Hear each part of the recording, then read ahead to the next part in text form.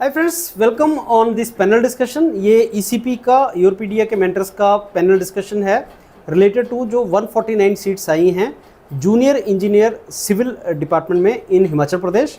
और हिमाचल प्रदेश राज्य चयन आयोग, जिसका पुराना नाम एसएससी सबऑर्डिनेट सर्विस कमीशन था और 2023 में ये आपका राज्य चयन आयोग बना था।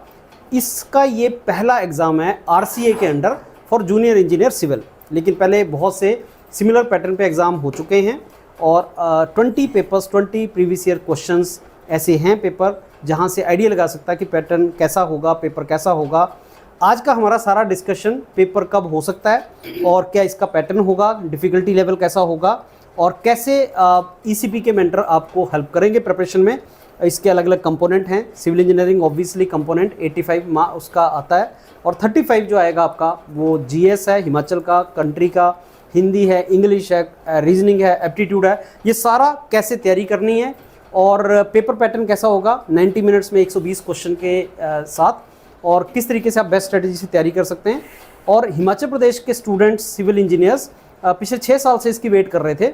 विधानसभा हिमाचल प्रदेश में नवंबर 2025 में चीफ मिनिस्टर साहब ने इसका अनाउंसमेंट किया था 150 सीट का, एंड इंसिडेंटली 149 सीट्स अब डिक्लेयर की हैं। इलेक्शन हुए थे पिछली बार नवंबर 2022 में, तो 5 साल कंप्लीट होते हैं 2027 में। आप समझिए कि अब अगला जो टाइम है वो जॉब से रिलेटेड होगा और ऐसी अपॉर्चुनिटी मेरे को लगता है बहुत रेयरली आती है। आप 45 साल तक की एज है फ्रेंड्स, आप प्राइवेट सेक्टर में जॉब कर रहे हैं, आप अपना इंडिविजुअली कुछ काम कर रहे हैं और अगर आप जेई की जॉब ज्वाइन करना चाहते हैं हिमाचल प्रदेश में, दिस इज़ द टाइम आपको एफर्ट देना है।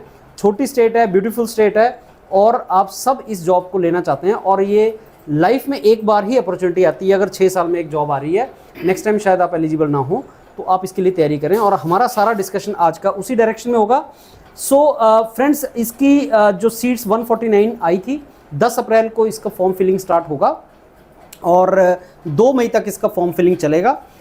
इससे पहले कि हम डिस्कशन स्टार्ट करें, हमारे इसी वीडियो के साथ एक व्हाट्सएप ग्रुप जुड़ा हुआ है, इसका लिंक लगा हुआ है। आप उसमें व्हाट्सएप में जुड़ जाएं क्योंकि उसमें हम लोग सारे का सारा कंटेंट जो आपको लर्निंग के लिए रिक्वायर्ड है कि कैसे आपने तैयारी करनी है, उस कंटेंट के थ्रू आपको सारा आइडिया लगेगा। पेपर कैसा होगा, क्वेश्चन पेपर कैसे आएंगे, सिविल के मेंटर शेयर करेंगे, एप्टीट्यूड के मेंटर उसमें कंटेंट शेयर करेंगे, तो आपको आइडिया पूरा लग जाएगा एंड आप बहुत अच्छा डिसीजन ले सकते हैं प्रिपरेशन के लिए। अब सबसे पहले मैं गुरुदेव सर आपकी तरफ डिस्कस करना स्टार्ट करते हैं। आप इस जैसे आया है, मैंने कुछ वीडियोस आपने पब्लिश किए थे सर, उस सुने हैं वीडियोस, काफ़ी डिटेल में आपने इन्फॉर्मेशन दी थी। लेकिन कुछ जो स्टूडेंट्स की क्वेरी है, मैं उन पे आपके वीडियो पे कमेंट भी देख रहा था। आई थिंक वहीं से स्टार्ट करते हैं।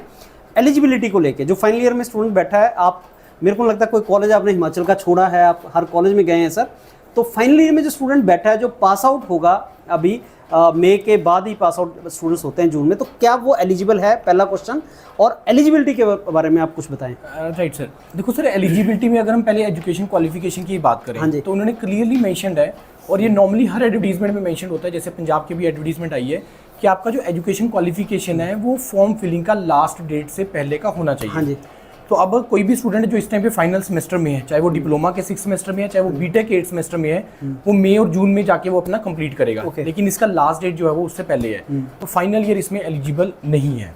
तो इससे पहले जितने भी बच्चे 2025 तक के जो पास आउट हैं, चाहे डिप्लोमा है चाहे बीटेक, उससे पहले जितने भी जिनका एज अब 45 से पहले तक का है, तो वो सारे के सारे इसमें एलिजिबल हैं। तो ये तो रहा सर एजुकेशन क्वालिफिकेशन के रिलेटेड।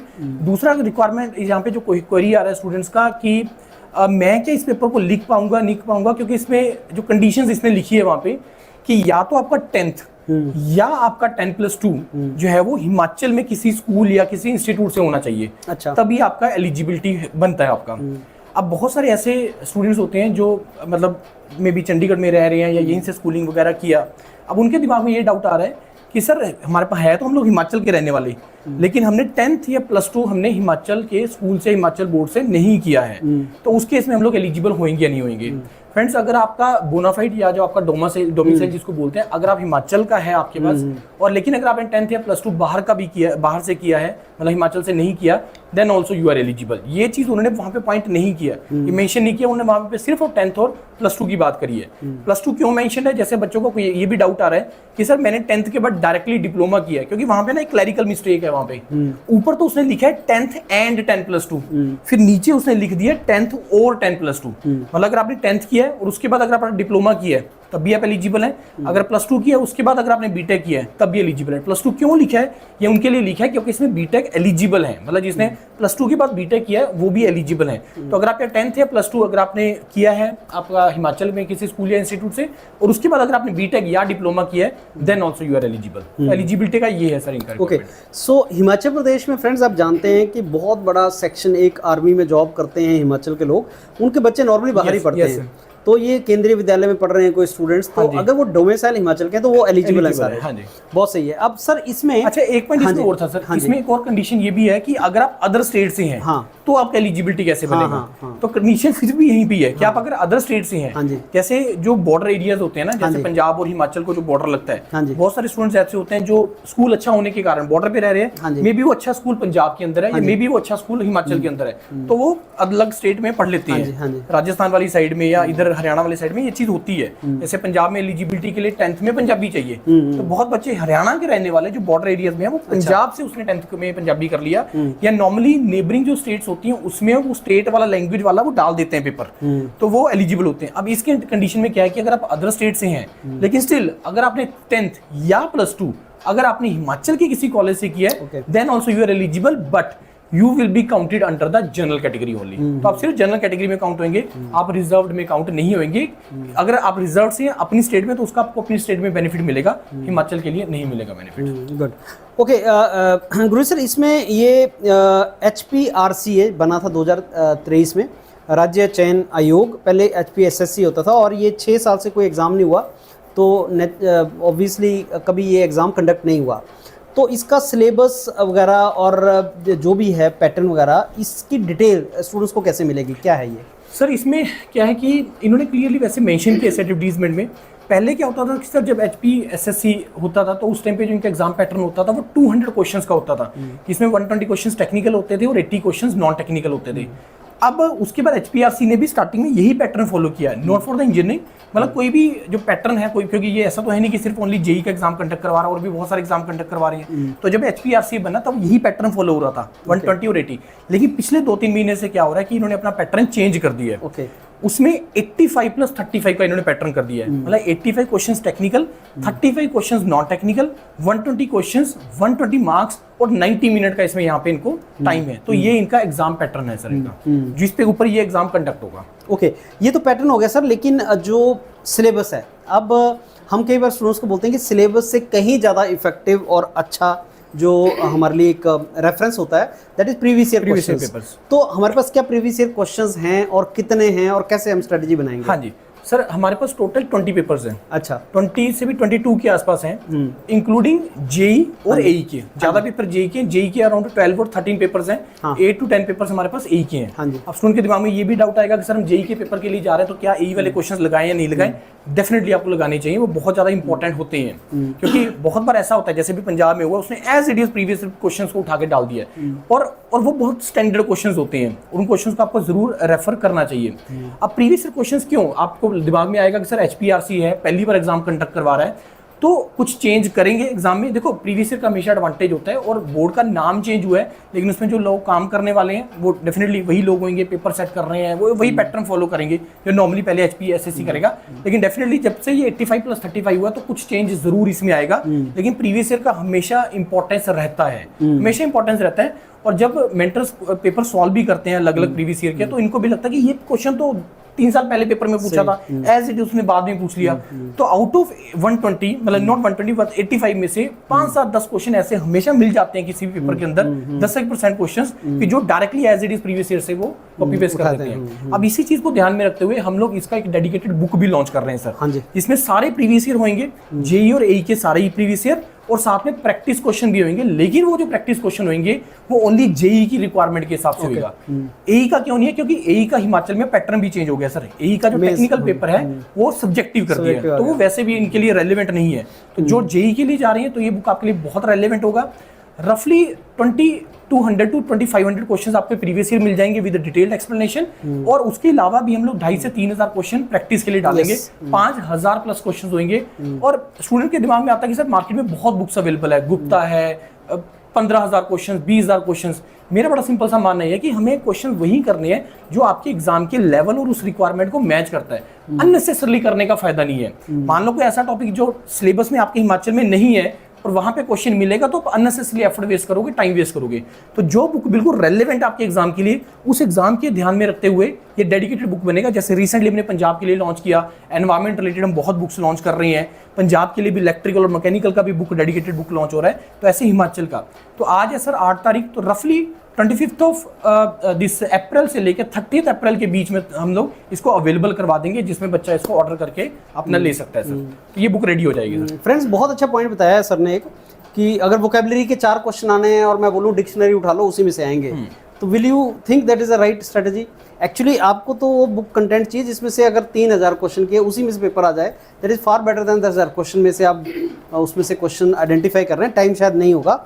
दूसरा, ये टेक्निकल के साथ साथ जो हिमाचल प्रदेश का जीएस और इंडियन जीएस, हिमाचल प्रदेश के जो एग्ज़ाम्स होते हैं, चाहे पब्लिक सर्विस कमीशन शिमला, चाहे आपका ये आरसीए है जो हमीरपुर में है, यहाँ पे जो सबॉर्डिनेट लेवल की जॉब्स हैं या गेजेटेड ऑफिसर का जॉब्स है, उसमें एक पैटर्न अगर आप देखोगे, हिमाचल प्रदेश प्रीवियस ईयर्स के बेस पे क्वेश्चन पूछे जाते हैं। छोटा स्टेट है, बहुत से एग्ज़ाम्स नहीं होते हैं, इसलिए जो पेपर सेट करती हैं अथॉरिटी, वो फॉलो करती हैं पैटर्न पुराना, और उसमें फिर आपको कुछ चीज़ें बहुत इंपॉर्टेंट होती हैं। हिमाचल जीएस में से अगर क्वेश्चन आपका आएगा कि साहब सतलुज रिवर का जो है वो नाम बता दीजिए, आर्यन टाइम पे क्या नाम था, तो वही क्वेश्चन बार बार रिपीट करता है, तो वहीं से आता है। धामी फायरिंग का आएगा तो वहीं से आएगा। तो मतलब दैट मीन्स वो छोटी स्टेट और क्वेश्चन प्रेडिक्टेबल होते हैं। तो हमारा जो एक बुक के अंदर ये जीएस वाला पार्ट सारा, रीजनिंग, एप्टीट्यूड, इंग्लिश वाला पार्ट जो होगा वो भी आपको प्रोवाइड किया जाएगा, और टेक्निकल पार्ट भी हम प्रोवाइड करेंगे, और मेरे को लगता है सफिशिएंट होगा।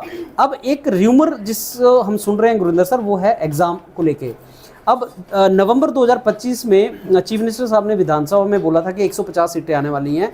अब वो सीटें डिक्लेयर की हैं और नवंबर 2027 तक इलेक्शन होने के चांस हैं।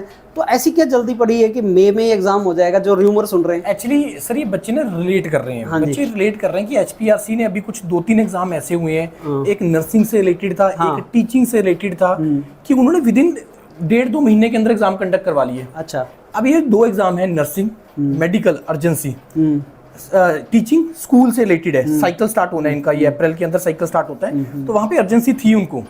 ये मैंने कमेंट्स में भी बच्चों ने डाला था कि सर उन्होंने तो 1.5-2 महीने में ले लिया, तो ये भी 1.5-2 महीने में ले लेंगे। कोई अर्जेंसी नहीं है इस पार्ट पे। अगर डिपार्टमेंट की तरफ से कुछ होगा भी अर्जेंसी, 1 महीने का आपको टाइम फॉर्म फिलिंग का मिल रहा है, तो उसके बाद नॉर्मली जो ट्रेंड होता है 2 से 3 महीने उसके बाद आपको मिलते हैं। और हिमाचल का अगर आप पैटर्न भी फॉलो करोगे, पिछला ट्रेंड भी फॉलो करेंगे, तो 5-6 महीने आपको लेता है। लेकिन स्टिल हम लोग सर 4 महीने लेके चल रहे हैं कि 4 महीने मिनिमम आप लोगों के पास है। और हम लोगों ने जो अपना प्लान किया है, मेंटर्स ने जो भी डिस्कस करेंगे 1 बाय 1, 3 से 3.5 महीने के अंदर अंदर आपका जो सारा कंटेंट बहुत अच्छे तरीके से कंप्लीट हो जाएगा। और दूसरा चीज़, बहुत सारे बच्चे चाहते हैं कि सर स्टिल मेरे दिमाग में डाउट है कि मेरे को 2 महीने में पेपर हो जाएगा, मेरे को 2 महीने में कंप्लीट करना है। तो जो पिछला बैच हमने जब वहाँ पे अनाउंस हुआ था, ऑनरेबल चीफ मिनिस्टर ने जब अनाउंस किया, तो हमने उस टाइम पे बैच लॉन्च किया था दिसंबर में। उसका बैच का इमीडिएट एक्सेस, रिकॉर्डिंग एक्सेस उनको इमीडिएटली मिल जाएगा। अच्छा, तो चाहे भाई तुम 1 महीने में कंप्लीट कर लो, रिकॉर्डिंग के थ्रू करना है, चाहे 2 महीने में कंप्लीट कर लो, वो तुम्हारे ऊपर है। तो रिकॉर्डिंग एक्सेस उनको इमीडिएटली मिल जाएगा। बाकी बहुत बच्चे होते हैं जो लाइव के साथ पेशअप करना चाहते हैं, तो लाइव वाला जो क्लासेस है, हम लोग 2 बैच इसमें लॉन्च कर रहे हैं सर, ऑफलाइन का और ऑनलाइन का। हर रिक्वायरमेंट के हिसाब से पहले हमने डिसाइड किया था कि ओनली ऑनलाइन करेंगे, लेकिन ऑफलाइन का बहुत ज़्यादा क्वेरीज आ रहा है, तो हमने 11 अप्रैल से सर ऑनलाइन बैच इसका स्टार्ट कर रहे हैं और 13 अप्रैल से ऑफलाइन स्टार्ट कर रहे हैं। डाउट ये भी आ रहा है सर कि आप कैसे कर देंगे 3 से 3.5 में? ये देखो कितनी बड़ी टीम है, मेरे को पैरेलल हमने करनी है। और दूसरी चीज़ है, ये टेलर मेड एग्जाम रिक्वायरमेंट, ये मॉड्यूल है टेलर मेड, मतलब जो इस एग्जाम की रिक्वायरमेंट है उसके हिसाब से पढ़ाया जाएगा। अननेसेसरी पढ़ने का नहीं मतलब है। फाउंडेशन बैच होते हैं, फाउंडेशन बैच में 1000 से 1200 घंटे लगते हैं, लेकिन यहाँ पे उतना ज़्यादा हमें नहीं पढ़ना, उतना ज़्यादा नहीं रिक्वायरमेंट है। हमें बिल्कुल इस एग्जाम के रिक्वायरमेंट के हिसाब से करेंगे। तकरीबन ये सारा टेक्निकल नॉन टेक्निकल मिला के तकरीबन सर 350 350 घंटे के आसपास बनेगा सारा मॉड्यूल। नोट्स आपको बिल्कुल एग्जैक्टली मिल जाएंगे, आपने रिवीजन करना है, अंडरलाइन करना है, प्रैक्टिस क्वेश्चंस इनको मिल जाएंगे, टेस्ट वगैरह मिल जाएंगे। तो आपको बस पेसअप करना है हमारी फ्रीक्वेंसी में कोई ट्रबल नहीं आएगा। अगर मैं पैरेलल हम लोग 6 क्लासेस भी कर देंगे तो 2 महीने में कर लेंगे। तो पॉइंट यहाँ पे आपको फ्रीक्वेंसी मैच करनी है हमारे साथ। अगर आप रेडी है हमारे साथ फ्रीक्वेंसी मैच करने को, तो 3-3.5 महीने के अंदर बड़े इजीली विदाउट एनी हेसन अप, बिना कोई ऐसा रश क्रिएट किए हम लोग बहुत आसानी से आराम से इसका सिलेबस जो है वो 3-3.5 महीने में कंप्लीट कर लेंगे। तो 4 महीने आप मिनिमम लेके चलना। लेकिन अगर सपोज एक वर्स्ट केस ले लो कि आ जाता है, कोई ट्रबल वाली बात नहीं है, हमारे पास सारा फैसिलिटीज अवेलेबल है। 2 महीने में करना होगा, हम 2 महीने में भी कर देंगे। फ्रेंड्स, एक आप क्वेश्चन पूछते हैं कि ऑनलाइन पढ़ना चाहिए, ऑफलाइन पढ़ना चाहिए, कैसे? मेरा आंसर है हाइब्रिड, दोनों का कॉम्बिनेशन।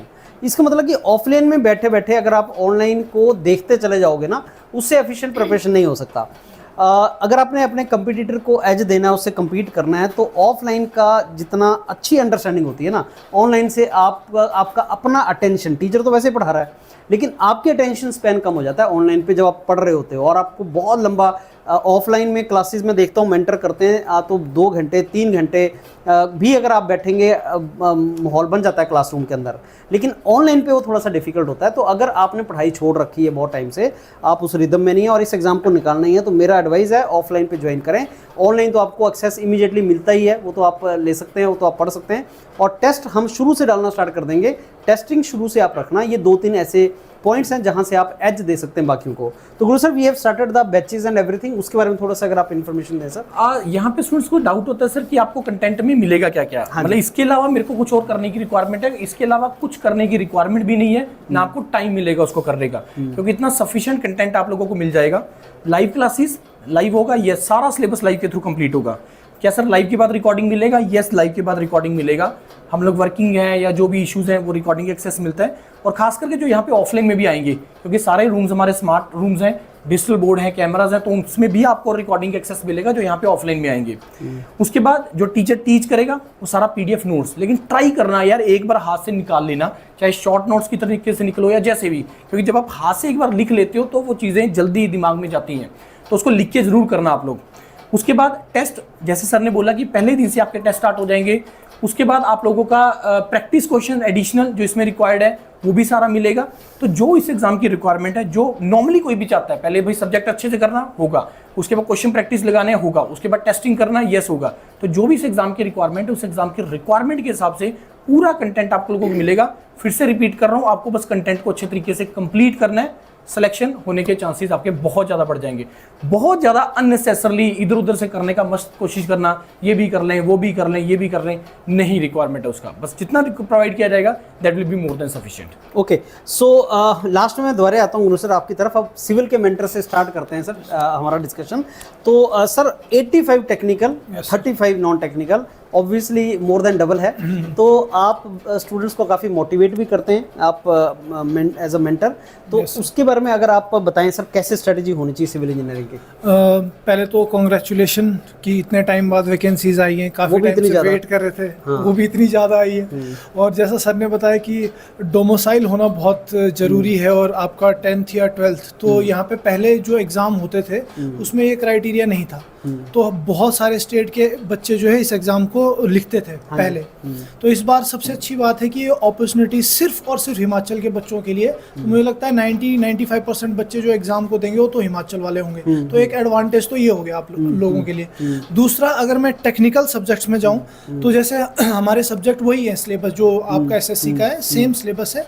आपका बिल्डिंग मटीरियल, वैसे हम इसको कैटेगराइज करते हैं इस तरीके से कि जैसे हाईवे रेलवे एक हो गया हमारा, फिर आपका वाटर के सब्जेक्ट हो गए FM, OCF, irrigation, hydrology, structure के सब्जेक्ट हो गए सोम, मैकेनिक्स, स्ट्रक्चर, RCC, स्टील, और फिर हमारे कुछ थ्योरेटिकल सब्जेक्ट जैसे BMC हो गया, फिर हमारे कुछ टेक्निकल सब्जेक्ट जो डीपर हैं ज़्यादा, इन्वायरमेंट और सॉइल। तो ये ओवरऑल सारे सब्जेक्ट्स हैं। अब इसमें भी हम कैटेगराइज कर सकते हैं अलग तरीके से, लेकिन उसको कैटेगराइज करने से पहले मैं एक चीज़ बता देता हूँ कि अभी कुछ टाइम पहले जो एग्ज़ाम हुए हिमाचल में, क्योंकि ये जल शक्ति ले रहा है, तो पीछे कुछ एग्ज़ाम हुए तो उसमें इरिगेशन बहुत ज़्यादा था, हाइड्रोलॉजी बहुत ज़्यादा था। क्योंकि अब जनरली हम देखें तो डैम्स, आपको बैराज, ये सारे कहाँ देखने को मिलेंगे? हिमाचल में देखने को मिलेंगे। तो ये बिल्कुल एक्सपेक्टेड है कि जैसे बाकी एग्जाम्स में क्या होता है, इन सब्जेक्ट से बहुत ही कम क्वेश्चंस रहते हैं, तो आप बिल्कुल भी जो वाटर वाले सब्जेक्ट हैं इनको तो बिल्कुल क्योंकि बाकी जगहों पे इनके जो वेटेज है बहुत ही कम है, लेकिन यहाँ पे ऐसा नहीं होगा मेरे अकॉर्डिंग। मेजर सब्जेक्ट वही रहेंगे हर टाइम पे। बीएमसी ज़्यादा आता है सर, सॉइल ज़्यादा आता है, इन्वायरमेंट ज़्यादा आता है आपका, फिर यहाँ पे वाटर वाले सब्जेक्ट हो गए, स्ट्रक्चर पोर्शन भी अच्छे से कवर होता है। उस सिलेबस के ऊपर और डिटेल डिस्कशन में सर लोगों के साथ करूँगा, लेकिन उससे पहले मैं एक चीज़ बता देता हूँ, जितने भी एग्जाम अभी तक हिमाचल ने किए हैं उनका जो क्वेश्चन पेपर का लेवल है वो अदर स्टेट से अच्छा ही रहा है। उन्होंने ऐसा नहीं किया कि बिल्कुल ही बहुत ही सिंपल क्वेश्चन डाल दिए, थ्योरेटिकल वन लाइनर है ऐसा। वो एक कंसेप्चुअल क्वेश्चन डालते हैं और बच्चे काफ़ी टाइम से प्रिपेयर भी, उन्हें पता है कि बच्चे प्रिपेयर कर रहे हैं, क्योंकि हिमाचल का बच्चा ऐसा है जो आरआरबी भी लिखता है, वो एसएससी जेईई भी लिखता है, तो उनको ये चीज़ पता है। तो वो पेपर जो बनाते हैं वो एक अच्छे लेवल का बनाते हैं। और स्ट्रक्चर जो बहुत सारे बच्चे छोड़ के जाते हैं कि स्ट्रक्चर वाले सब्जेक्ट जैसे सोम हो गया, आरसीसी स्टील, इनका भी वेटेज जो है अच्छा खासा रहता है। तो वो बराबर प्रोपोर्शन में एक पेपर बनाएंगे और जिस पेपर का लेवल एक अच्छा होगा जो मेरे अकॉर्डिंग है। वैसे आपने तो मेंशन कर ही दिया टाइम का, जहाँ पे टाइम 1 मिनट से बहुत ही कम है, लेकिन मिक्सचर रहेगा क्वेश्चन का मेरे अकॉर्डिंग। जो लेवल रहेगा, जो मॉडरेट लेवल है 30 to 33%, बाकी उससे थोड़ा ऊपर जो रहेगा वो डिपेंड करता है कि आपने कितने पीवाईक्यू किए हुए हैं। और जो 5-10 या 15% का जो टॉप जो टीयर क्वेश्चंस होते हैं वो तो आपको पता ही है। अगर डिस्कशन आपने किया है फैकल्टी के साथ क्लास के अंदर बैठ के, देन तभी आप उन क्वेश्चन को टच कर पाते हो। क्योंकि इस बार भी पंजाब में ऐसा ही हुआ था कि बच्चों को कंसेप्चुअल क्वेश्चन पूछे गए। अब जब पेपर में थे तब तो उनको डाउट हो रहा था कि सर ये ऑप्शन होना चाहिए, ये होना चाहिए। जब बाहर आए कि नहीं ये तो सर ने डिस्कस किया हुआ था। तो इस तरीके के जो क्वेश्चंस हैं वो थोड़ा सा जो है मुझे लगता है कि रहेंगे इसमें। ओके जतिन सर, आपका पर्सपेक्टिव, बहुत से एग्ज़ाम्स का आप मेंटरिंग करवा भी रहे हैं, अभी उत्तर प्रदेश से लेके जम्मू एंड कश्मीर तक आप पैरेलल चल रहे हैं बहुत से, तो ये एग्ज़ाम कहाँ जैसे फिट होता है और क्या स्ट्रेटजी होना चाहिए इसके लिए? सर हाँ, सबसे पहले तो जैसे इसका जो वो इसमें बताया हुआ है कि क्वेश्चंस को आपको जो टाइम मिलेगा वो 90 मिनट्स का मिलेगा और आपके पास 120 क्वेश्चंस आएंगे। एक तो यहाँ पर जब एग्ज़ाम हम लिखते हैं या जब हम बाहर बैठ के एग्ज़ाम पेपर सोल्व करते हैं तो दोनों में डिफरेंस बहुत निकल कर आता है कि आपके पास एक टाइम बहुत ही कम है, गिवन टाइम में आपको क्वेश्चन कवर करने हैं यहाँ पर, तो एक नर्वस तो वैसे ही हो जाता है। उसके बाद जैसे सर ने बताया भी है कि जो एग्ज़ाम के यहाँ पर हिमाचल में जो क्वेश्चंस आए हैं उसके कॉन्सेप्चुअल काफ़ी, मतलब कॉन्सेप्ट काफ़ी अच्छे हैं। तो आपको दूसरा उसका भी नर्वसनेस आएगा कि अगर आप कोई कॉन्सेप्ट डीपली नहीं पढ़ कर गए हैं, तो अगर आपने मान लो 10-15 क्वेश्चन आपसे नहीं सोल्व हो रहे हैं तो आप फिर आपके माइंड में फिर वो नर्वसनेस आ जाती है कि यार मुझसे पेपर सोल्व ही नहीं हो रहा है। तो यहाँ पर दोनों चीज़ों को पैरेलली रखना होगा आपको। अब उसके लिए यहाँ पर आपको टेस्ट सीरीज जो है वो आपके यहाँ पर हेल्प करती है बहुत ज़्यादा, कि अगर आप रेगुलरली टेस्ट सीरीज लगाओगे तो आप उस एनवायरनमेंट में अपनी स्टडी करोगे कि आपके एग्जाम पैटर्न में आपको उतनी ज़्यादा दिक्कत ना आए, प्रॉब्लम्स ना आए, तो आप उतना प्रेशर जो है पहले से ही उसके लिए तैयार रहोगे उसको हैंडल करने के लिए। और जो कॉन्सेप्ट्स हैं, अब जैसे क्वेश्चंस की अगर मैं बात करता हूँ, जैसे स्ट्रेंथ ऑफ मटेरियल स्ट्रक्चर हम पढ़ते हैं कि एक प्रोप कैंटिलीवर बीम है और यूडीएल लगाया हुआ है, तो वहाँ पे स्पोर्ट रिएक्शन पूछ लेगा। अब ये वैसे देखा जाए तो सर इनके स्टैंडर्ड रिजल्ट्स बनते हैं। अब आप स्टैंडर्ड रिजल्ट्स अगर तैयार करके जा रहे हो, आपने पहले इसकी प्रैक्टिस कर ली है और आपको ये सारे स्टैंडर्ड रिजल्ट्स पता है, तो आप डायरेक्टली उसका आंसर कर दोगे। अगर आप ये सिर्फ कॉन्सेप्ट पढ़ के गए हो और वहाँ पर जाके सोल्व करोगे तो टाइम उसमें आपका कंज्यूम हो जाएगा। तो इसमें स्ट्रेटजी आपकी ये रहेगी, एक तो आप रेगुलर अपनी टेस्ट सीरीज लगाते जाओ, सेकंड जो स्टैंडर्ड रिजल्ट्स हैं वो आपको जो याद करके जाने सारे के सारे। स्टैंडर्ड रिजल्ट्स को तैयार कैसे करना है उसके लिए अभी आपके पास more than 3 months, more than 4 months है। इस गिवन टाइम में आप बहुत आराम से अपने स्टैंडर्ड रिजल्ट्स को प्रिपेयर भी कर लोगे एक साथ में, क्योंकि हर टॉपर्स की एक स्ट्रेटजी रहती है कि हम एग्जाम से पहले शॉर्ट नोट्स रिवाइज करके जाएं और वो शॉर्ट नोट्स में वही चीजें लिखता है जो उसको बार बार वो भूल जाता है या उसके लिए इंपॉर्टेंट चीजें होती है। तो जैसे सोइल मैकेनिक्स है सर, सोइल मैकेनिक्स अगर हम नोट्स के थ्रू पढ़ते हैं तो 100 या 150 पेज का एक सोइल मैकेनिक्स का सब्जेक्ट बनता है। अगर हम शॉर्ट नोट्स बनाए तो 10 या 15 पेज पे सोइल मैकेनिक्स पूरा कंप्लीट हो जाता है। तो उसमें शॉर्ट नोट्स में वही चीज लिखी गई है जो एग्जाम के पॉइंट ऑफ व्यू से इंपॉर्टेंस रखती है। तो ये चीजें हम तभी कर पाएंगे, जैसे गुरविंदर सर ने भी बताया कि आप पहले खुद अपने हाथों से लिखो। हम ठीक है पीडीएफ प्रोवाइड करेंगे, सारी चीज़ें हम प्रोवाइड कर रहे हैं, तो पहले आप खुद अपने हाथों से सारे सब्जेक्ट्स को लिखो, नोट्स लिखो, ताकि आपको पता लगे कि उस टॉपिक में क्या क्या चीज़ें इंपॉर्टेंट है।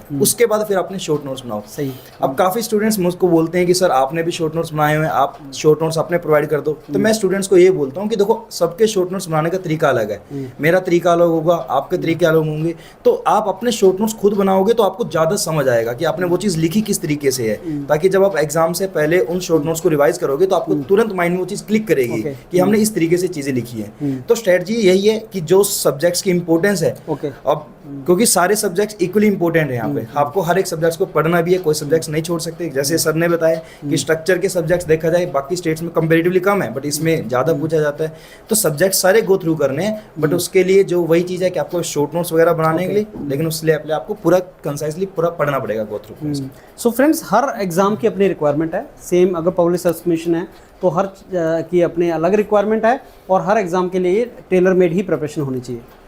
मैं एक चीज़ और मेंटर से मैंने वैसे रिक्वेस्ट भी किया है, और स्टूडेंट को एक बड़ी नीड भी होती है कि analysis of previous year papers, कि सब्जेक्ट्स तो चलो सारे ही हैं, लेकिन किस सब्जेक्ट को कितना का इंपॉर्टेंस दिया जा रहा है। नॉर्मली होता है कि सॉइल है, एनवायरनमेंट है, ये बहुत इंपॉर्टेंट सब्जेक्ट है और इसमें से ज़्यादा पूछा जाता है, लेकिन कई बार ट्रेंड उल्टा भी हो जाता है। जैसे मैं एग्जांपल करूँ, पंजाब में अभी भी ये लेटेस्ट पेपर छोड़ के उससे पहले जब भी 3-4 पेपर दिए हैं तो उसने एनवायरनमेंट पूछा ही नहीं, एक भी क्वेश्चन नहीं पूछा, जबकि एनवायरनमेंट एक बहुत इंपॉर्टेंट सब्जेक्ट है। तो अब इसका पूरा एनालिसिस का आपको वीडियो ना, जितने भी हमारे पास पिछले पेपर हैं 20 पेपर, जेई का अलग टेबल बना के, एई का अलग टेबल बना के, कि किसका किस तरीके से पैटर्न रहा, कि कब कौन से सब्जेक्ट पे ज़्यादा फोकस रहा, तो उससे भी स्टूडेंट्स को एक स्ट्रेटेजी बनाने में हेल्प मिलती है कि मेरे को कौन से सब्जेक्ट्स को पहले करना है, कौन से सब्जेक्ट को अगर मेरे को सपोज इग्नोर करना है, छोड़ना है, तो कौन से ऐसे सब्जेक्ट्स हैं। ओके फ्रेंड्स, एक ना आप सब लोग कट ऑफ पूछते हैं कि कट ऑफ कितनी होगी। यूरोपीडिया ईसीपी ने पिछले कुछ टाइम से एग्जाम होने से पहले कट ऑफ का डिस्कशन करना स्टार्ट किया है। अब कट ऑफ डिपेंड करती है पेपर की डिफिकल्टी लेवल पे और नंबर ऑफ सीट्स पे। ये 150 सीट्स नहीं हो, अगर ये 20 सीट्स होंगी तो कट ऑफ चेंज हो जाएगा। पेपर का डिफिकल्टी लेवल चेंज हो गया, कट ऑफ चेंज हो जाएगा। लेकिन फिर भी हम लोग एक टर्म के ऊपर बात करते हैं जिसको बोलते हैं safe cut of.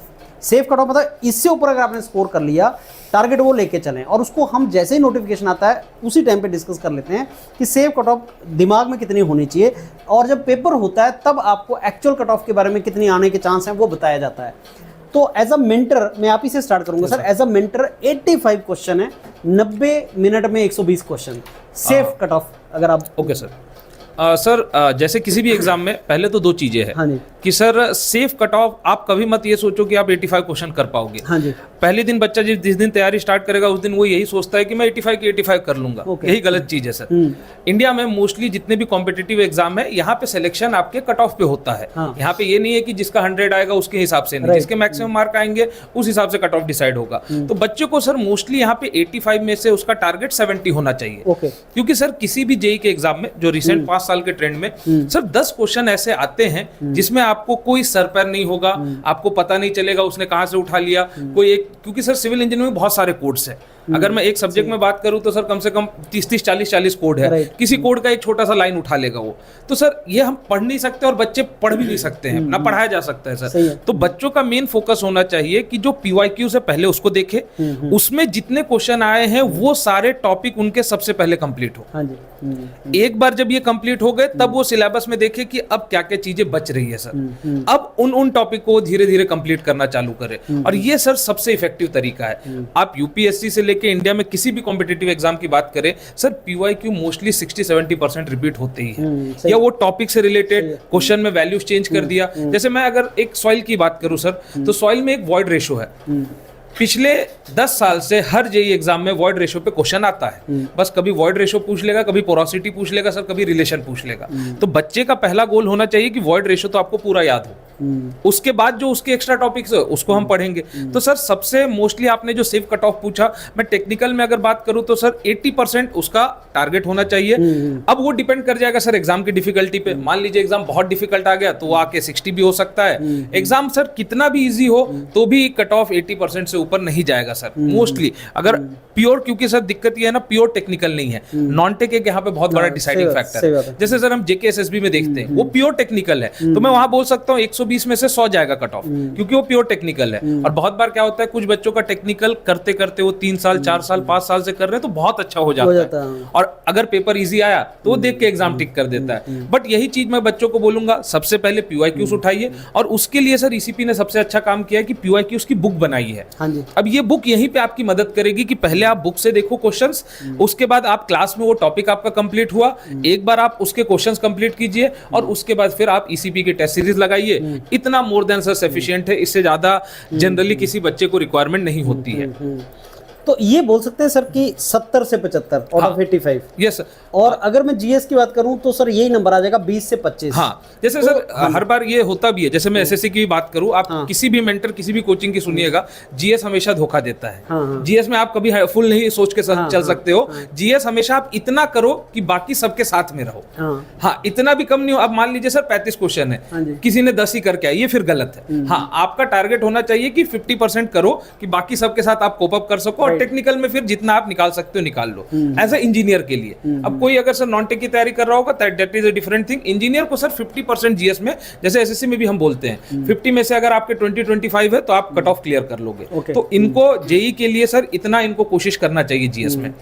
Friend, sir ने बोला जीएस धोखा देता है, मैं इस लाइन को दोबारा से थोड़ा सा बोलूंगा। जीएस में हर टॉपिक धोखा नहीं देता। जीएस के, क्योंकि ये सारा जीएस बैठा हुआ है, तो जीएस का हर टॉपिक धोखा नहीं देता है, कुछ देते हैं नो डाउट।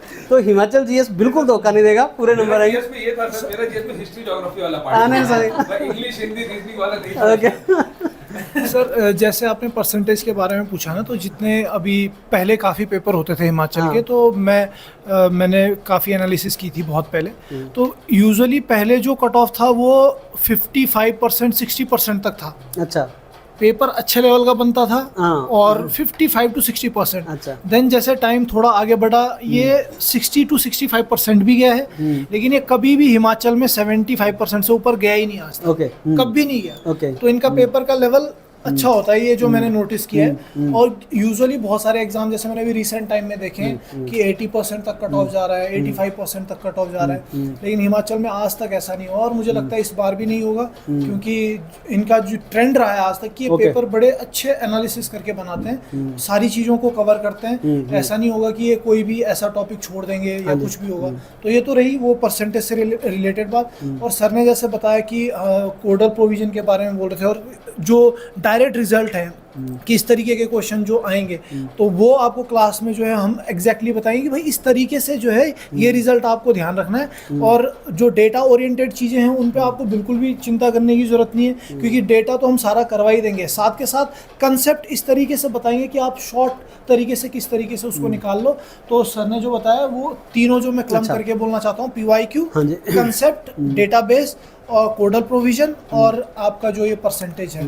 ये एक क्वेश्चन सिविल के मेंटर से और सर, वो ये जो स्टूडेंट्स का क्वेश्चन कि न्यूमेरिकल ज़्यादा आएगा या थ्योरी ज़्यादा आएगा, और कैलकुलेटर कैसे यूज़ करना है, वो नॉर्मल क्वेश्चन होता है। सर, कैलकुलेटर तो इसमें अलाउड ही नहीं है। इसमें जो नॉर्मल कैलकुलेशन रहेगी, तो यहाँ पे हम एक एलिमिनेशन मेथड जो जनरली रहता है कि वैल्यू को थोड़ा इंक्रीज डिक्रीज करके करो, ऐसा कोई भी 5-1 क्वेश्चन इस तरीके के रहेंगे जहाँ पे कैलकुलेशन ज़्यादा हो सकती है, लेकिन 90% क्वेश्चन ऐसे रहेंगे जहाँ पे आप कैलकुलेशन भी कर पाओगे। और जो थ्योरी और न्यूमेरिकल का प्रोपोर्शन रहता है हमेशा वो 30-70 रहता है। 30 न्यूमेरिकल, उसमें भी बहुत ही सिंपल, और 60 to 70% थ्योरेटिकल। उस थ्योरेटिकल में भी codal provision, conceptual question, database question, इस तरीके के क्वेश्चन रहते हैं। ओके, एक और क्वेश्चन। अच्छा, आपने इसमें बोलना है, कुछ ऐड करना है? हाँ सर, बस इसमें यही बोल रहा हूँ कि जैसे आपने बोला न्यूमेरिकल्स का, इसके ना काफ़ी क्वेश्चंस में ना ट्रिक्स होती हैं सर। जैसे मोस्टली बीओडी, अगर एनवायरनमेंट की बात करूँ तो बीओडी के क्वेश्चंस है। कई बार स्टैंडर्ड क्वेश्चन रहा अभी तक जितने भी एग्जाम्स में, BOD 5 निकालो, अभी तक चेंज ही नहीं किया ये कभी भी। अगर ये BOD 3 पूछ लेता है या BOD 2 पूछ लेता है, तो उसकी एक ट्रिक है सिंपल सी। इसमें क्या है कि जो अगर रेट कांस्टेंट होता है, वो रेट कांस्टेंट कभी वेरी नहीं कर रहा होता।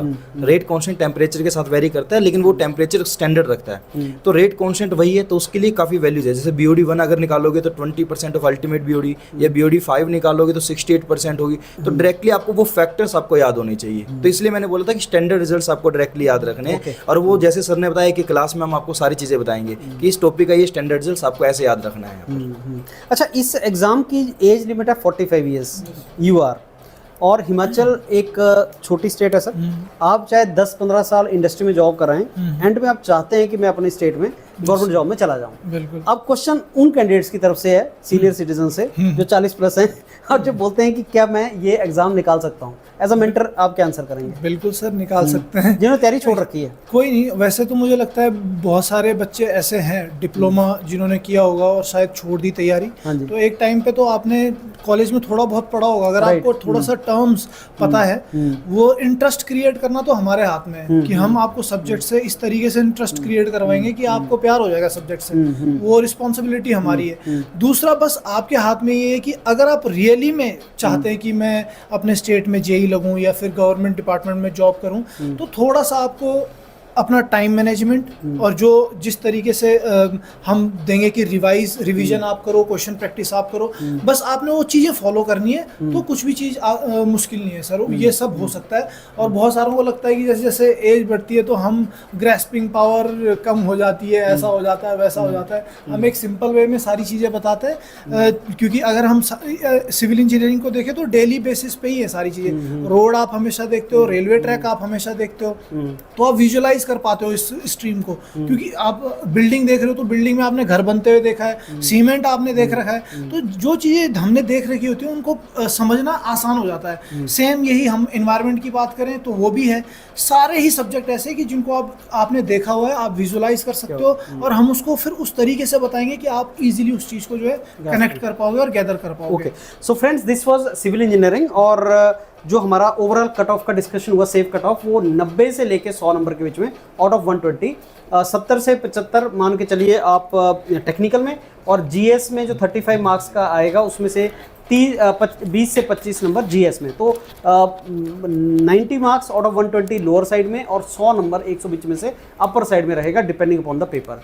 अब राजीव सर आपकी तरफ चलते हैं फॉर रीजनिंग पार्ट। रीजनिंग का सर, इससे पहले भी सर जो बता रहे थे थोड़ा अनप्रिडिक्टेड होता है जीएस, ऐसा नहीं है सर। स्पेशली मैं सर ने जो भी बोला एसएससी वगैरह के रिस्पेक्ट में, यहाँ के जो पेपर मैंने जब सर से बात हुई तो मैंने कुछ पेपर देखा, सबका से बड़ा प्रिडिक्टेबल क्वेश्चन था ये भी। तो यहाँ पे कुछ ऐसा नहीं है कि जीएस आपको धोखा देगा। इनफैक्ट तो मैं ये कहना चाहता हूँ, अगर आपको थोड़ा वो टेक्निकल लैक हो रहा है तो यहाँ से इसको आप ओवरकम कर सकते हो, क्योंकि चीजें बार बार वही आ रहा है जो पिछली बार आया हुआ था, तो यहाँ से कर सकते हो। ये बात सही है सर। हाँ, सब सर से जो मैं भी सिविल में जब मैकेनिक्स और ये एफएम पढ़ाया था, तो देखा था क्वेश्चन थोड़ा न्यूमेरिकल आ जाता है, तो उसमें थोड़ा बच्चे को टाइम लगेगा। बट सर रीजनिंग में क्या है, क्वेश्चन ऐसा आ रहा है जहाँ से जैसे 8 क्वेश्चन मान के चलिए, अगर मैं एप्टीट्यूड और रीजनिंग मिला के बात करूँ तो 15, तो 7-8 क्वेश्चन आता है, तो 7-8 में से एक क्वेश्चन हो सकता है टफ हो सर, नहीं तो 8 में से 7 बच्चा कर सकता है, और यहाँ से टाइम भी सेव करेगा। ओके, तो यहाँ पे उनका टाइम सेव। कुछ टॉपिक जैसे सर कोडिंग डिकोडिंग है, यूनिवर्सल टॉपिक है, किसी भी एग्जाम का आता ही आता है, उसका कुछ शॉर्टकट होता है सर, याद कर सकता है। ब्लड रिलेशन है, डाइस है और कैलेंडर है, ये 3-4 टॉपिक से ज्यादा क्वेश्चन यहाँ पाया हुआ है। तो राजीव सर, जैसे आप हर व्हाट्सएप ग्रुप के अंदर कंटेंट शेयर करते हैं, प्रीवियस ईयर का शेयर करते हैं, तो आई रिक्वेस्ट यू के रीजनिंग का भी उस तरीके से शेयर हो, सो दैट स्टूडेंट्स को आइडिया लगे सर कैसा। हाँ बिल्कुल सर, वहाँ पे मैं शेयर भी करूंगा, लेकिन सर मैं एक बात बोलूंगा, जैसे अगर कोई बैच में आता है वहाँ हम शॉर्टकट बताते हैं, अब इतना शॉर्टकट तो यहाँ नहीं बता सकते, बट जरूर मैं बैच इसमें डालूंगा व्हाट्सएप ग्रुप में, ताकि उनको एक आइडिया लगे। लेकिन क्लास में सर हर क्वेश्चन का शॉर्टकट होता है, इतना टाइम लगा के जाओगे, क्योंकि कर तो लोगे बट टाइम फैक्टर है ना सर, तो इसके लिए आपको शॉर्टकट पता होना चाहिए, और कुछ लॉजिक होता है, क्वेश्चन सॉल्व हो जाता है। Okay, over to you ma'am, आपका क्वांटिटेटिव एप्टीट्यूड। Yes sir. हाँ जी sir, in the quantitative aptitude section जो क्वेश्चंस आपके रहेंगे वो 7 to 8 रहते हैं, आउट ऑफ 15 अगर हम मान के चले, क्वांट और रीजनिंग दोनों को मिला के। बट अगर लेवल ऑफ एग्जाम की बात करें ना, तो क्वांट के अंदर जो आपको क्वेश्चंस देखने के मिलेंगे वो बेसिक कंसेप्ट से ज्यादा होते हैं। एक या दो क्वेश्चन डिफिकल्ट हो सकते हैं, बट सभी के सभी डिफिकल्ट हो ऐसा चांस ही नहीं है। तो जो बेसिक कंसेप्ट्स रहते हैं वो आपके सिंपल बेसिक क्वेश्चंस रहते हैं, जैसे कि परसेंटेज चैप्टर से ले लिया, प्रॉफिट लोड से ले लिया, आपका टाइम एंड वर्क हो गया, टाइम एंड डिस्टेंस। इन सब में क्या होता है, फॉर्मूला सेम ही रहता है, बट स्टूडेंट्स क्या करते हैं, हर क्वेश्चन का अलग फॉर्मूला देख लेते हैं, और उसके बाद में जब वो क्वेश्चंस अटेम्प्ट करते हैं वो कहते हैं कि हम कंफ्यूज हो गए। पहले दिन ही जब स्टूडेंट मेरे पास आता है ना, वो यही चीज बोलता है कि क्वांट मैं नहीं कर सकता, क्योंकि मेरा ये वीक पार्ट चल रहा है, क्योंकि स्कूल टाइम में पढ़ा है, इतने टाइम का गैप हो गया, हमने दोबारा से देखा नहीं है। बट द थिंग इज कि स्टेटमेंट जब आप समझना शुरू कर दोगे ना सर, तो आपका क्वेश्चन अपने आप सॉल्व होने लग जाएगा। हाँ, ट्रिक्स होती हैं, हर एक की ट्रिक होती है, वो क्या करते हैं कि अलग अलग ट्रिक्स देख लेते हैं, बट जब क्वेश्चन अटेम्प्ट करने बैठते हैं तो ट्रिक निकलती ही नहीं है। द थिंग इज कि आपको ट्रिक्स अलग अलग फॉलो नहीं करनी है, आपको क्या करना है, ट्रिक को समझना होगा कि कहाँ पे कौन सी ट्रिक क्यों अप्लाई कर रहे हैं। एक बार ये समझ लिया ना, तो लॉन्ग टाइम के लिए वो स्टे रह जाता है आपके माइंड में, और आप आराम से क्वेश्चन बना सकते हो उसके according. So the key is कि हम सभी टॉपिक्स ना फोकस करके जो मेन PYQs में हमने एनालाइज किया है, उस पे बेसिस पे हम जो अपने चैप्टर है वो कवर करेंगे, and that is the key. Okay, and difficulty level के ऊपर अगर आप कुछ बोलना चाहें मैम। जी सर, तो जो क्वेश्चन रहेंगे, जैसे मैंने पहले ही बोला है कि बेसिक कंसेप्ट्स वाले क्वेश्चन ज्यादा रहेंगे, इजी टू मॉडरेट रहेगा, बट मैक्सिमम क्वेश्चन आपके इजी ही रहेंगे in the quant section. Yes, एक या दो क्वेश्चन आपके डिफिकल्ट भी मॉडरेट लेवल वाले ही रहेंगे, ज्यादा डिफिकल्ट नहीं होंगे। ओके, सो फ्रेंड्स, ये सारा जो पिछले पेपरों का एनालिसिस, उसमें ये मेंटर आपको बताएंगे कि ये टॉपिक से स्टार्ट करो, इस पे ज़्यादा फोकस रखो और ये डिफिकल्टी लेवल रहेगा। तो जब आपको पता लगेगा कि यहाँ से आए हुए हैं पिछले टाइम में और इस तरीके से टॉपिक करने हैं, तो आपकी प्रिपरेशन बहुत अच्छा स्ट्रेटेजी बनेगी। कमल मैम, हिंदी भी इसमें एक पार्ट है, हिंदी और इंग्लिश, तो आप हिंदी के बारे में थोड़ा सा गाइड करें। सर हिंदी में मोस्टली इनके अराउंड 5 क्वेश्चंस आएंगे। हाँ जी। जो इनको कवर करने होंगे, जिसमें मेनली इनका व्याकरण आएगा। हाँ जी। व्याकरण हो गया, सामान्य हो गया, वाक्य विचार हो गए, वर्ण विचार हो गए, संधि हो गया। हाँ जी। इस तरह के सारे जो व्याकरण को हम कवर करेंगे, क्योंकि मोस्टली क्या होता है सर, बच्चों ने ना ये चीजें बहुत टाइम पहले छोड़ दी होती है। हाँ, जिसके लिए उनको प्रॉब्लम आती है कि आगे हम इसको कैसे कवर करें। तो मेरा यही कहना है कि अब जैसे वो हमें ज्वाइन करते हैं तो हमारा सबसे पहले फोकस होगा कि उनको इन चीज़ों के लिए प्रॉपर कवर किया जाए, ताकि उनको जब एग्जाम में बैठते हैं, क्योंकि नॉर्मली क्या होता है उन्होंने टेक्निकल वर्ड्स पढ़े होते हैं, तो जब वो स्पेसिफिकली हिंदी के वर्ड्स के लिए आते हैं ना, तो उनको वो शब्द समझ नहीं आते कि इसका एग्जैक्टली मीनिंग है क्या। तो उसी चीज़ों को हम कवर करेंगे ताकि बच्चों को एग्जाम के टाइम पे इतनी प्रॉब्लम को फेस ना करना पड़े। और जैसे हम सब ने, मेरे जितने भी हमारे मेंटर्स हैं, उन्होंने बार बार एक शब्द बोला है कि previous year question papers. So previous year question papers बहुत इंपॉर्टेंट होते हैं, क्योंकि बार बार चीजें वहीं से आती है।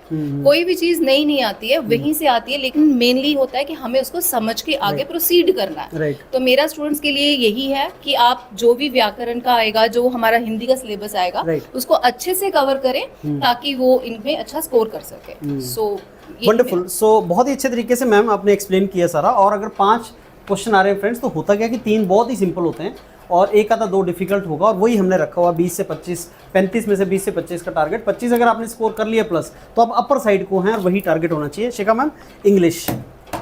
Sir if I talk about English, मेरे को नहीं लगता इंग्लिश पढ़ना बहुत डिफिकल्ट है। व्हाई? बिकॉज हिंदी हमने छोड़ रखी होती है, बट इंग्लिश हम हर कॉम्पिटिटिव एग्जाम के लिए पढ़ते हैं। हिमाचल में ये जो अपॉर्चुनिटी आई है 6 साल बाद दोबारा से, इट्स वेरी गुड अपॉर्चुनिटी, और इसमें आपका 5 मार्क्स की इंग्लिश आती है। मुझे नहीं लगता 5 में से 4 लेना डिफिकल्ट है या 3 लेना डिफिकल्ट है। जैसे आपने बोला इजी टू मॉडरेट रहता है, उनमें से 3 क्वेश्चन इजी मिलेंगे। अब मैं 3 कंसेप्ट की बात करती हूँ। First is grammar, then is RC and then fill in the blanks. अब आरसी जो है, हम न्यूज़पेपर रीड करते हैं, कोई भी चीज, आरसी को पढ़ना इज नॉट डिफिकल्ट। उसकी सिर्फ टिप्स एंड ट्रिक्स होती हैं। ये नहीं है कि आपको पता है कि 1 मिनट से कम टाइम मिलेगा एक क्वेश्चन के लिए, राइट? तो we have to follow some tips and tricks. आप आरसी को पढ़ो, सिर्फ 2 क्वेश्चन आएंगे आरसी के, और उसमें भी एक आ गया टाइटल से रिलेटेड आ गया, या फिर कुछ सिनोनिम से रिलेटेड आ गया, या सेंट्रल थीम ऑफ आरसी आ गया। ये मेजर क्वेश्चन रहते हैं। If I talk about grammar, उसमें होती है पार्ट ऑफ स्पीच, जो कि 8 पार्ट ऑफ स्पीच होती है, नाउन, प्रोनाउन, एडजेक्टिव। उसमें से आपको मैक्सिमम क्वेश्चन नाउन प्रोनाउन से आ जाएगा या कंजक्शन से आ जाएगा। 3 क्वेश्चन वो तो बहुत इजी रहेंगे, और 2 आपके आरसी के। तो मुझे लगता है 4 मार्क्स तो आप ऑलरेडी ले सकते हो 5 में से। 4 out of 5 it's very easy to take.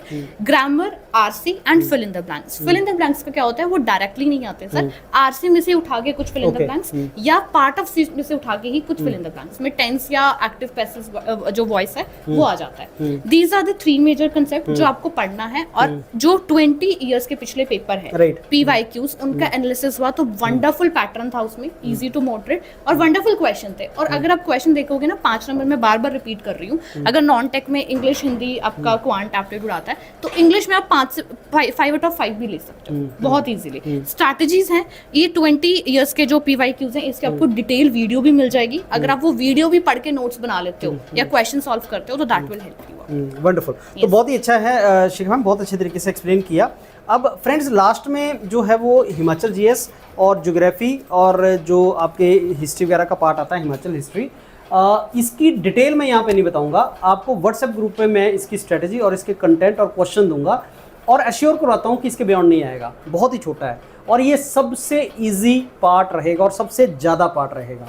Himachal का जीएस, जिसमें ज्योग्राफी हिमाचल की, हिमालयन स्ट्रक्चर सारा, शिवालिक से लेके पीर पंजाल रेंजेस तक सारे का सारा, रिवर सिस्टम सारे का सारा, जितने भी आपके और कोई ज्योग्राफिकल इकोसिस्टम डेवलप हुआ है हिमाचल के अंदर, उससे रिलेटेड। तो ज्योग्राफी और हिस्ट्री आपकी प्री इंडिपेंडेंस से पहले से, जब से आपका जितना भी हमारा जो राजाओं का प्रिंसली स्टेट्स हुआ करती थी, और हिमाचल की हिस्ट्री जो है वो नेशनल फ्रीडम स्ट्रगल के साथ बहुत ज़्यादा जुड़ी हुई है। आप जानते हैं प्रजामंडल मूवमेंट्स वगैरह स्टार्ट हुई थी, धामी फायरिंग वगैरह हुआ था, हिस्ट्री वहाँ से स्टार्ट होती है। और आते हैं क्वेश्चन, और प्रिडिक्टेबल क्वेश्चंस होते हैं। बहुत मोटी मोटी बुक्स लिखी गई हैं HPSC, Himachal Pradesh public service commission को एग्जाम HAS का निकालने के लिए। प्लीज़ HAS की बुक्स को रेफर मत करना, नहीं तो वही पढ़ते रह जाओगे, उतना डेप्थ में वो नहीं पूछेगा। कहाँ से आएगा ये आपके व्हाट्सएप ग्रुप पे मैं शेयर कर रहा हूँ। हिस्ट्री भी, पॉलिटी भी, ज्योग्राफी भी, जनरल स्टडीज़ भी, वो सारे का सारा, और जीएस भी पूरे इंडिया का नहीं आता, हिमाचल का पेट मेथड है सारा, तो वहाँ पे आपको मिलेगा, वहीं से आपको आइडिया भी लग जाएगा। So I think we have discuss more और less these points sir. Guru sir कुछ छूटा होगा? मैं थोड़ा सा डिस्कस करना चाहता हूँ सर नॉन टेक के बारे में। स्टूडेंट नॉन टेक को ना बहुत ज़्यादा लाइटली लेते हैं। हाँ, पंजाब में जो पैटर्न है 80+40 के, यहाँ 85 और 35 के। हाँ जी। अभी जैसे रिजल्ट आया है, बहुत सारे स्टूडेंट्स ऐसे हैं सर, टेक्निकल में 80 में से 60 मार्क्स स्कोर कर रहे हैं, लेकिन नॉन टेक में 40 में से 10 नंबर स्कोर कर रहे हैं। नॉन टेक स्कोरिंग भी होता है, मतलब एक लिमिट तक आप उसमें मिनिमम टारगेट लेके जरूर चलना कि इतना मेरे को करना है, तभी आपका फाइनल सिलेक्शन हो पाएगा। अकेले टेक्निकल के बेस पे नहीं कर पाओगे, नॉन टेक्निकल को करना पड़ेगा। यहाँ पे जैसे बहुत सारे टॉपिक्स हैं, पंजाब में भी ऐसे सारे टॉपिक्स हैं, Punjab GK, quant, reasoning, English, general studies, ICT भी है उसके अंदर। तो इसको लाइटली मत लेना, जितना कंटेंट आपको प्रोवाइड किया जाएगा, जैसे सभी ने बोला कि 35 में से 20 to 25 जरूर आप टारगेट लेके चलना, इसको इग्नोर मत करना। और ये सारा स्कोरिंग होता है और एक लिमिट तक स्कोरिंग होता है। ठीक है, कुछ पार्ट ऐसा है जैसे सर ने बोला कि जीएस को आप नहीं इतना उस तरीके से कर सकते, लेकिन अगर कंटेंट जो हमारा प्रोवाइड करेंगे अगर वो कवर कर लोगे तो you can easily score 20 to 25 out of 35। बाकी टेक्निकल के लिए तो सारी चीजें हैं ही हैं। एक्चुअली जो सर बता रहे थे ना कि जीएस धोखा देता है, वो सही है, वो इसलिए धोखा देता है। जीएस धोखा नहीं देता, आप जीएस को धोखा देते हो, आप पढ़ते नहीं हो। तो अगर मैं कोई भी एग्जाम के लिए जा रहा हूँ सर, तो टेक्निकल तो मैं तैयार करूंगा ही, और जब टेक्निकल तैयार करूंगा तो कोई भी धोखा नहीं देगा। और जीएस में क्या है, कैंडिडेट बैठे हुए हैं, इनसे पूछो ज्योग्राफी पढ़ा है, लास्ट टाइम कब पढ़ा था, हिस्ट्री लास्ट टाइम कब पढ़ी थी, हिंदी कब पढ़ी थी। तो जब पढ़ी नहीं कोई चीज और पढ़ोगे भी नहीं तो सर धोखा देगा वो। अब है क्या कि अगर ये पढ़ लेंगे उसको, जो आपने पॉइंट आप बोला और जो सर ने पॉइंट बोला, उसकी समरी यही है कि आप अभी से पढ़ने लगोगे तो पर मार्क एफर्ट जो है वो जीएस में कम लगेगा। जैसे हिमाचल के जो क्वेश्चंस है अगर सारे निकालने हैं तो किसी भी स्ट्रेंथ ऑफ मटेरियल वाले सब्जेक्ट से भी आसान है सर वो। एसओएम अगर आपको स्क्रैच से पढ़ना है, पहले कभी नहीं पढ़ा है, सोचो कितना टाइम लगेगा। लेकिन यहाँ पे वैसा नहीं है, यहाँ पे अगर एफर्ट लगा दें स्टूडेंट्स और वो इक्वल डिस्ट्रीब्यूट करें सारा, और तभी उसको मार्क्स बनेंगे और तभी वो आगे की तरफ जाएगा। अब इसमें वैसे तो सारी मोरलेस चीज़ें कवर होगी। एक और पॉइंट जो स्टूडेंट मेरे को बोल रहा है, सर मेरा टेक्निकल रेडी है, मेरे को तो ओनली नॉन टेक्निकल करना है। हाँ। मेरा नॉन टेक्निकल रेडी है, मेरे को ओनली टेक्निकल करना है। देखो हर एग्जाम की रिक्वायरमेंट डिफरेंट होती है, हर एग्जाम की रिक्वायरमेंट डिफरेंट होती है। That is the reason why tailor made is a word, कि टेलर मेड मॉड्यूल्स, कि बिल्कुल इस एग्जाम की रिक्वायरमेंट के हिसाब से 6 साल के बाद वैकेंसीज आ रही हैं। कोई भी ऐसा लूज पॉइंट मत छोड़ो कि जब कल को मान लो तो आपका सिलेक्शन नहीं होता है फॉर एग्जाम्पल, और आपको लगे कि अच्छा यार ये मेरा पॉइंट रह गया, कोई ऐसा वीक पॉइंट मत छोड़ो। सारी चीज़ों को बहुत अच्छे तरीके से करो, डिटेल में करो, और बिल्कुल एग्जाम की रिक्वायरमेंट के हिसाब से करो। अननेसेसरली नहीं करना है, टाइम उन चीज़ों में मत लगाना। जैसे सर ने बोला कि अगर हिमाचल जीके करना है तो एचईएस की बुक्स मत उठा के बैठ जाना, क्योंकि हिमाचल जीके आपको जेई के पॉइंट ऑफ व्यू से कोई बुक नहीं मिलेगी। लेकिन जब इस मॉड्यूल के अंदर कवर होगा वो बिल्कुल हिमाचल जीके जेई की रिक्वायरमेंट के हिसाब से कवर होगा, तो बहुत ज्यादा डिफरेंस आ जाएगा। वो इतनी मोटी बुक होगी, ये इतने 10 पेज होंगे आपके, तो इतने ऐसे डिफरेंस आ जाता है। तो मत कोई लूज पॉइंट छोड़ो, सारे को बहुत अच्छे तरीके से करो। में भी शायद स्टूडेंट के कभी कभी दिमाग में होता है कि शायद हम कुछ पैसे सेव कर लें, कि ओनली टेक्निकल कर लें, मे बी ऑनलाइन टेक्निकल कर लें, उस चक्कर में मत पड़िए। डेडिकेटेड प्रिपरेशन है, इस एग्जाम की रिक्वायरमेंट के हिसाब से है। और लास्ट पॉइंट फ्रेंड्स कि अगर वैसे तो गुरु से डिस्काउंट नहीं देते, पर डिस्काउंट अगर मांगने में मिलेगा नहीं, पर जब कॉल करोगे तो आईफोन से कॉल मत करना, सर को गुस्सा आता है तो आईफोन से कॉल करके डिस्काउंट मांगते हैं। बाकी I think many videos you will watch, बहुत सी वीडियोज़ आपको मिलेंगी इसी चैनल के ऊपर, डॉक्यूमेंट भी मिलेगा। तैयारी स्टार्ट करते हैं फ्रेंड्स, बहुत अच्छी अपॉर्चुनिटीज़ हैं एंड आप बहुत अच्छा करके ले जाएंगे इसको। आप इस सारे वीडियो को आपने ध्यान से सुना होगा और आगे भी आप जो कंटेंट हम रिकॉर्ड करेंगे उसको सुनिए and let's start preparing. And our first priority is कि अगर आप यहाँ पे आएँ, यहाँ पे चंडीगढ़ में 34 सेक्टर में आए, तैयारी करें, तो that will very good. So all the very best friends, thank you.